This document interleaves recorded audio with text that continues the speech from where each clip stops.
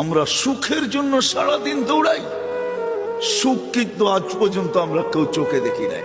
দেখছেন না, নারী বলবে না পুরুষ বলবে, না সন্তান বলবে না বাবা বলবে। কেন জানেন? সুখ আসে রহমতের চাদর আসলে, চাদর দিয়ে যখন ডাকা হয় তখন সুখ আসে। আল্লাহর রহমত ছাড়া সুখ আশা করা যায় না। আর আল্লাহর রহমত মুহাম্মদুর রাসূলুল্লাহ ছাড়া পাওয়া যায় না, না না না না না। যদি বলেন প্রমাণ, আল্লাহ ইঙ্গিত দিছেন, আমার বন্ধুর উপরে একবার তুই দুরূদ পড়বি, দুরূদ ওই ব্যক্তি পড়তে পারে যে আল্লাহর রসুলকে ভালোবাসে, মহাব্বত করে, আল্লাহর রসুলকে অনুকরণ করে ওই দুরূদ পড়তে পারে।